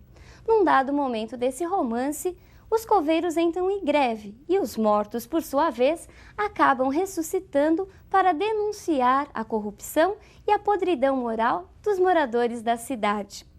Esse romance é a marca realmente entre o ficcional, entre o imaginário e o real. Vejamos agora o último grande escritor desse período. José Lins do Rego, à direita, sem chapéu e de óculos, foi um apaixonado por futebol. Nessa foto, tirada no Maracanã, ele assistia ao jogo de seu time predileto, o Flamengo do Rio de Janeiro. José Lins do Rego foi um autor muito identificado com o povo e com a sua região. Suas obras retratam basicamente as atividades, as coisas que aconteciam relacionadas às fazendas produtoras de cana-de-açúcar. Ele fala da decadência dos engenhos e da decadência da estrutura patriarcal. Vejamos agora um trecho de uma das suas principais obras, Menino de Engenho. Coitado do Santa Fé, já o conheci de fogo morto, e nada é mais triste do que engenho de fogo morto. Uma desolação de fim de vida, de ruína, que dá à paisagem rural uma melancolia de cemitério abandonado. Na bagaceira crescendo, o mata-pasto de cobrir gente, o melão entrando pelas fornalhas, os moradores fugindo para outros engenhos, tudo deixado para um canto, e até os bois de carro vendidos para dar de comer aos seus donos. Ao lado da prosperidade e da riqueza do meu avô, eu vira ruir, até no prestígio de sua autoridade, aquele simpático velhinho que era o coronel Lula de Holanda, com seu Santa Fé caindo aos pedaços. Cuidado, não confunda a expressão fogo morto que aparece nesse texto. Na realidade, Fogo Morto também é um outro romance deste escritor. Bom, pessoal, na aula de hoje nós falamos um pouco da prosa modernista da segunda fase. Por hoje é só, um grande abraço e até a próxima aula em que veremos o que acontece na terceira fase. Um abraço e até lá!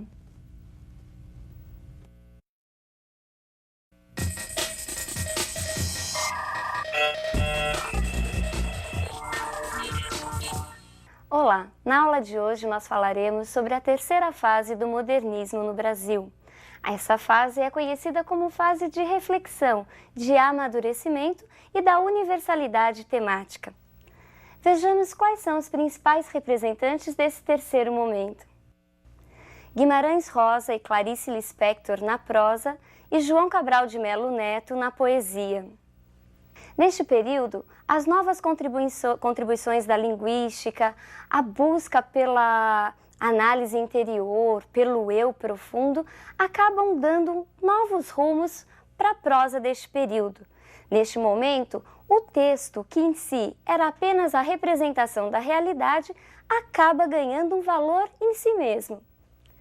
Vejamos a imagem do grande representante deste período. Guimarães Rosa foi um grande estudioso, principalmente de línguas. Alguns pesquisadores de sua obra afirmam que ele aprendeu sozinho o russo e o alemão. Essa paixão por línguas se reflete em quase todos os seus textos. Vejamos agora quais são as principais características da obra de Guimarães Rosa. Regionalismo, universalismo e criação linguística. Assim como outros autores, Guimarães Rosa também fala da relação do homem com o seu meio natural. Ele também fala da relação com o sertão, só que no caso, o sertão mineiro. Só que o seu regionalismo é um regionalismo diferente. Ele extrapola o particular, atinge a universalidade. E por quê? Seus elementos são temas universais. Ele fala do amor, do ódio, da vida, da morte. E todos esses temas acabam fazendo do sertão o próprio mundo, segundo palavras do próprio Guimarães Rosa. Outra característica marcante de Guimarães Rosa é o seu grande poder de inovação, de criação linguística. Seus textos são marcados por palavras, por expressões até então desconhecidas. Guimarães Rosa é o mestre em criar neologismos. Neologismo significa palavras novas. Neo vem de novo e logismo vem de logos, palavra. Portanto, palavras novas. Ele também se preocupa em aproximar seus textos do falar do sertanejo, do falar cotidiano. Assim nós encontramos, ao lado do português erudito, várias marcas da linguagem coloquial. Vejamos agora os seus neologismos mais conhecidos. Desafogaréu, cigarrando, justinhamente, essezinho, ossoso, retrovão, agarrante, bisbrisa e desfalar. Percebeu que diferente? Outra característica de Guimarães Rosa é o seu poder em fundir os gêneros literários. Ele consegue escrever sobre vários gêneros e mostrar que eles são capazes de se juntar. A crítica diz que ele, assim como Clarice Lispector, foram responsáveis por um processo de desromancizar o romance, aproximando-o da poesia. Vejamos o que ele mesmo diz a respeito de sua obra. Não sou romancista. Sou um contista de contos críticos. Meus romances e ciclos de romances são, na realidade, contos nos quais se unem a ficção poética e a realidade. Sei que daí pode facilmente nascer um filho ilegítimo, mas justamente o autor deve ter um aparelho de controle, sua cabeça. Escrevo e creio que este é o meu aparelho de controle, o idioma português, tal como usamos no Brasil. Entretanto, no fundo, enquanto vou escrevendo, extraio de muitos outros idiomas. Disso resultam meus livros, escritos em um idioma próprio, meu, e pode-se deduzir daí que não me submeto à tirania da gramática e dos dicionários dos outros. A gramática e a chamada filologia, ciência linguística, foram inventadas pelos inimigos da poesia. Vejamos agora a capa do seu primeiro livro. Sagarana é um livro composto por 9 contos escritos à moda das fábulas. Note que o próprio título do livro também é um neologismo. A palavra saga, de origem germânica, significa um canto heróico, uma lenda. Irana, de origem indígena, significa a maneira de, a espécie de. Vejamos agora um índice de seu outro livro também importante. Esse índice ilustrativo, feito por Luiz Jardim, foi ideia do próprio Guimarães. Cada sequência de desenho sintetiza o enredo das 21 histórias que formam o livro. Essas histórias foram retiradas de fatos corriqueiros, de situações fantásticas ou engraçadas, numa aproximação com as histórias narradas pelos contadores de causos, muito comuns no sertão mineiro. Entre os principais contos desse livro destacam-se A Outra Margem do Rio, O Espelho e Menina de Lá. Mas é somente a partir de 1956, ano da publicação da sua grande obra-prima, que Guimarães alcança a notoriedade. Vejamos a capa de Grande Sertão Veredas. Grande Sertão Veredas foi traduzido para muitas línguas, sendo muito vendido em vários países, e é considerado a expressão máxima do regionalismo universalista da literatura brasileira. O sertão, como já vimos, não é só o espaço físico, mas o todo, e as veredas, segundo o próprio autor, são vales férteis, uma espécie de oásis. Em Grande Sertão Veredas, nós encontramos a figura de Reobaldo, um ex-jagunço que vai narrar a história de sua vida, uma vida marcada por conflitos, por disputas, mortes e amores. Reobaldo vivia uma crise existencial. Ele era apaixonado por um outro jagunço do bando. Ele era apaixonado por Diadorim, o que para ele era algo incabível. Ao longo de todo o romance, depois de muitas idas e vindas, no final da batalha em que o bando de Reobaldo vence um bando inimigo, ele descobre que Diadorim na realidade era uma mulher, era Diadorina. Só que aí já era tarde. Por quê? Porque Diadorina já estava morta. Vejamos agora a figura feminina significativa dessa geração. Clarice Lispector aprofunda-se num caminho já percorrido por outros autores no início do movimento modernista, a literatura de caráter introspectivo e intimista. Clarice sempre foi muito mística e supersticiosa, tanto que em 1976 representou o Brasil num congresso de bruxaria na Colômbia. Clarice Lispector se dedicou a uma literatura mais intimista, introspectiva, voltada para o eu profundo. Seus textos são marcados pela sondagem psicológica. Ela fala da angústia e das crises existenciais do ser humano de uma maneira em geral. Ela rompe com a linearidade dos romances, linearidade esta que vinha sendo seguida até aqui. E por que ela rompe? Porque em seus textos, espaço, tempo, começo, meio e fim são deixados de lado em função da projeção do eu interior. Seus textos também apresentam um monólogo interior. E o que é isto? É a conversa, é o diálogo da personagem consigo mesma, numa espécie de divagação. Entre suas obras mais conhecidas estão Perto do Coração Selvagem, Laços de Família e A Hora da Estrela, seu último romance publicado em vida. É neste romance que encontramos a grande figura de Macabea.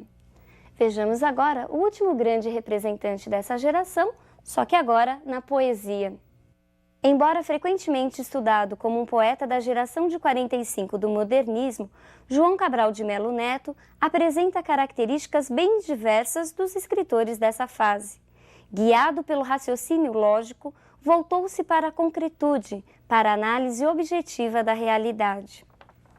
João Cabral de Melo Neto mostrou uma grande preocupação com a construção formal de seus poemas. Ele queria eliminar tudo aquilo que fosse supérfluo. Seus textos são marcados por uma linguagem direta, precisa, por vocábulos escolhidos a dedo. Ao contrário do que muitos diziam, João Cabral de Melo Neto acreditava que o poema não era fruto de inspiração, mas sim fruto de uma construção, e de uma construção muito elaborada, sendo por isso conhecido como o engenheiro, o construtor das palavras. Vejamos com que texto João Cabral de Melo Neto ganhou notoriedade. João Cabral de Melo Neto conquistou notoriedade internacional graças ao longo poema Morte e Vida Severina, um auto de Natal pernambucano, que em 1969 foi encenado por um grupo jovem do Tuca, Teatro da Pontifícia Universidade Católica de São Paulo. Morte e Vida Severina conta a história de um retirante pernambucano que deixa sua terra em busca de uma vida melhor. Sua terra havia sido atingida por uma forte seca, mas ao longo de toda a sua trajetória, a personagem Severino só encontra morte, seca e muita miséria. E por que alto? Numa aproximação com aquelas primeiras encenações medievais que nós já estudamos, João Cabral de Melo Neto nos apresenta uma espécie de peça. Ele gostava de falar que Morte e Vida Severina, na realidade, era uma peça e não um poema. E por que de Natal? Porque lá no final da narrativa nasce o filho do mestre Carpina. Vejamos alguns fragmentos de Morte e Vida Severina. Morte e Vida Severina. O retirante explica ao leitor quem é e a que vai. O meu nome é Severino, não tenho outro de pia. Como há muitos Severinos, que é santo de Romaria, dera então de me chamar Severino de Maria. Como há muitos Severinos com mães chamadas Maria, fiquei sendo da Maria do finado Zacarias. Somos muitos Severinos, iguais em tudo na vida, na mesma cabeça grande, que a custo é que se equilibra, no mesmo ventre crescido, sobre as mesmas pernas finas, e iguais também porque o sangue que usamos tem pouca tinta. E se somos severinos, iguais em tudo na vida, morremos de morte igual, mesma morte severina, que é a morte de que se morre de velhice antes dos 30, de emboscada antes dos 20, de fome um pouco por dia, de fraqueza e de doença, que é a morte severina, ataque em qualquer idade e até gente não nascida. João Cabral se mostrou muito preocupado também com as questões sociais, principalmente com o povo oprimido da sua terra natal, de Recife.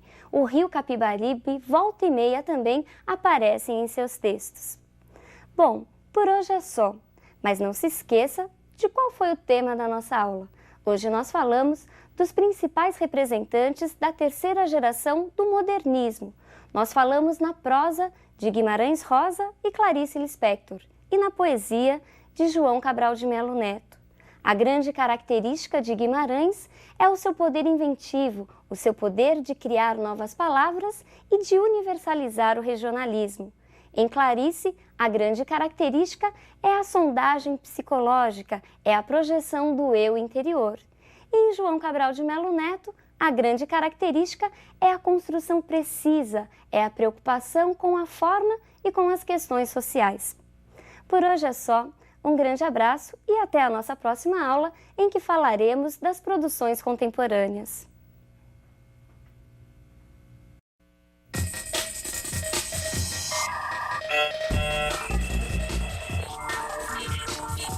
Olá! Na aula de hoje, a nossa última aula do curso, nós falaremos sobre as principais produções contemporâneas em Portugal e no Brasil. Agostina Bessa Luiz é considerada pela crítica uma das grandes revelações da moderna literatura portuguesa. Ela ganha notoriedade a partir de um concurso promovido por uma grande editora portuguesa. Neste concurso, ela recebe o primeiro prêmio. Seu texto é eleito por unanimidade entre vários outros concorrentes. Vejamos que livro é esse. O livro A Sibila conta a história de 3 gerações da família Teixeira, com destaque para as figuras femininas da casa, em especial para Quina, uma mulher forte e decidida. A palavra Sibila do título refere-se a ela e significa uma pessoa com inquietação espiritual, uma espécie de feiticeira. Vejamos agora a imagem de José Saramago, outro grande representante da literatura portuguesa moderna. Nos últimos tempos, José Saramago é um dos escritores portugueses mais lidos e traduzidos para outras línguas, tanto que em 1999 ganhou o Prêmio Nobel de Literatura. Entre suas principais obras estão O Evangelho segundo Jesus Cristo e Memorial do Convento. Vejamos agora a capa do livro O Evangelho segundo Jesus Cristo. O livro Evangelho segundo Jesus Cristo provocou um grande escândalo na época em que foi publicado. Dizem as más línguas que Saramago só não foi excomungado pela Igreja Católica porque era ateu. Nesse livro, Saramago reconta o Evangelho de Jesus Cristo sob um outro prisma. A narrativa é toda construída a partir de um processo de humanização da figura de Jesus Cristo, em detrimento do seu caráter divino. Memorial do Convento é outro livro importante desse autor. Nesse texto, nós encontramos uma narrativa voltada para o período da Inquisição em terras portuguesas. Saramago também nos deixa uma grande contribuição. Por quê? Porque seus textos são marcados por longos parágrafos e por uma linguagem erudita, por vocábulos selecionados a dedo. Mas vejamos o que estava acontecendo no Brasil. Quais são as produções contemporâneas? Entre as vanguardas poéticas modernistas, nós temos o concretismo, a poesia praxis, a poesia social e a poesia marginal. A poesia concreta, acreditando que a estrutura do verso tradicional já estava ultrapassada, propôs uma nova interpretação poética. Voltou-se para quê? Voltou-se para os aspectos materiais dos versos, para o aspecto gráfico da palavra.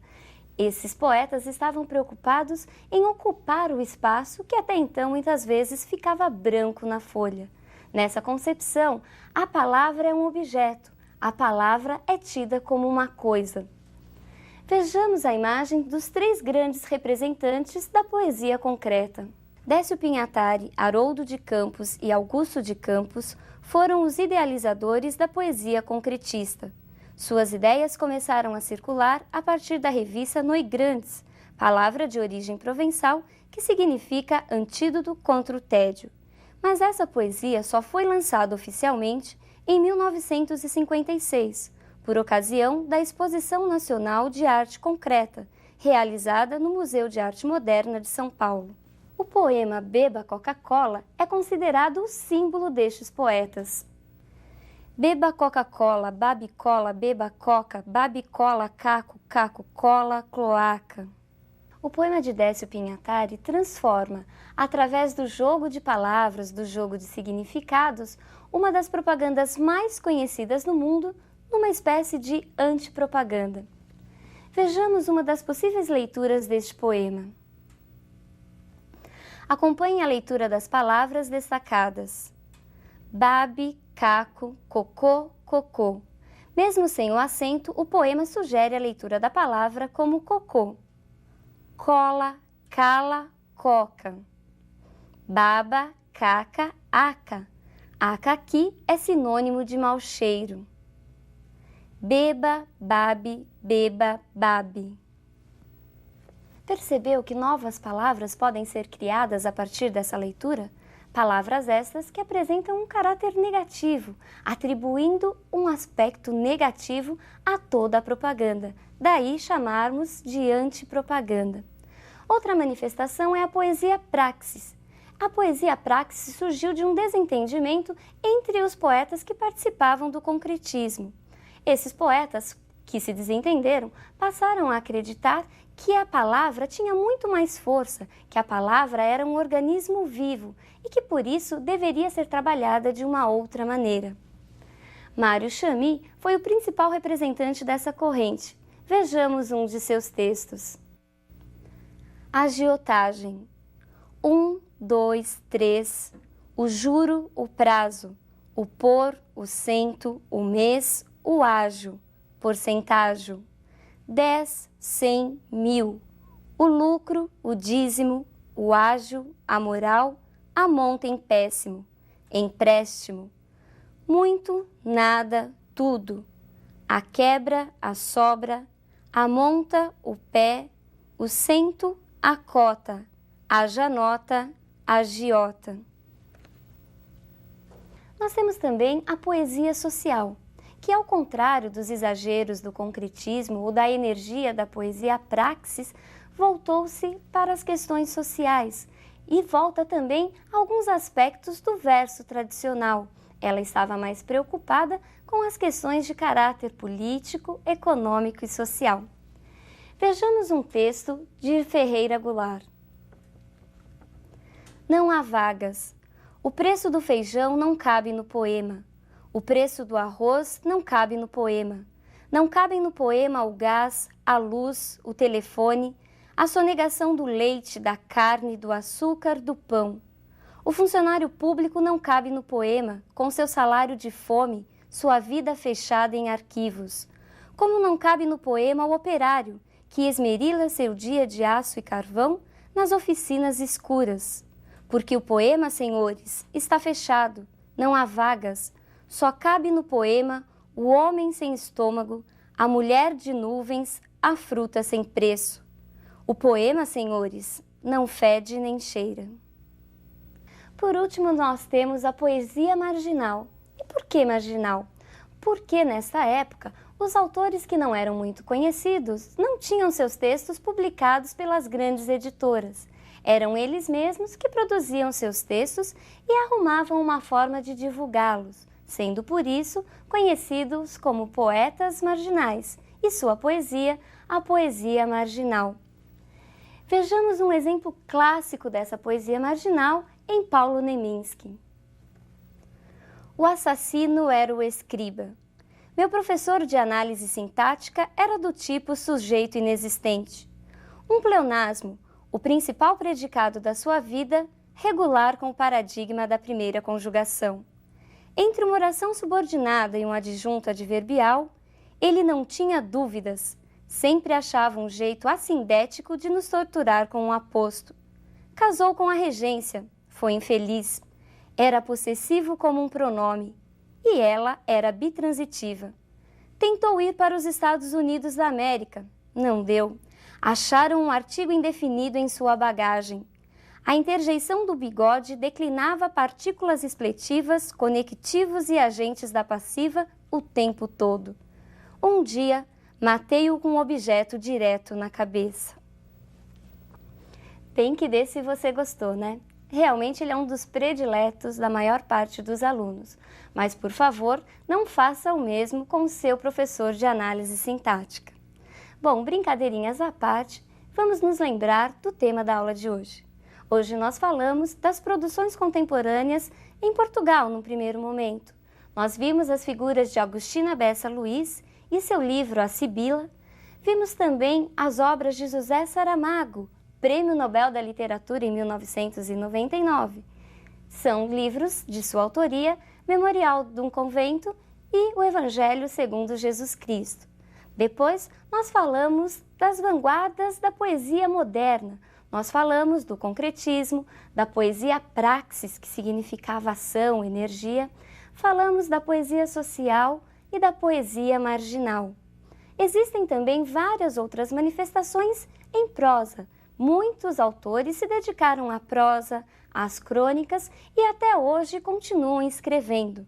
Haja vista a grande quantidade de livros que encontramos nas grandes editoras e também a grande produção que se encontra nos jornais de grande circulação. E hoje, a nossa última aula do curso, nós temos que nos despedir. Mas é importante que você guarde algumas dicas para que durante a prova, durante o exame vestibular, você se saia muito bem. E aqui vão algumas. Não se preocupe em ficar decorando data, marco inicial de um movimento, marco final de outro movimento, principais autores, os que deram início. Não, dificilmente isso irá cair. Geralmente, essas questões históricas acabam aparecendo no próprio enunciado da questão. Preocupe-se mais com as características centrais de cada movimento, com as características dos principais autores. Mas não com essas características de uma maneira isolada. O importante é que você consiga percebê-las no texto. O importante é que você faça a análise literária destes textos. É muito comum, principalmente nos grandes vestibulares, nos mais concorridos, a análise comparativa, quer seja das semelhanças, quer seja das diferenças. Então você pode muito bem ser solicitado a fazer uma aproximação entre Macunaíma, de Mário de Andrade, e o Leonardinho, do livro Memórias de um Sargento de Milícia. E aí, o que você faz? Um é de uma escola, outro é de outra? Mas mesmo pertencendo a movimentos diferentes, eles apresentam algumas semelhanças. É muito comum também que você compare personagens de um mesmo movimento. Isso sim é a literatura viva, é a literatura voltada para a interpretação, para a expressão da realidade. Bom, pessoal, eu espero que os nossos encontros tenham servido e que você realmente os aproveite durante a prova. Por hoje é um grande abraço e até, quem sabe, a universidade. Tchau!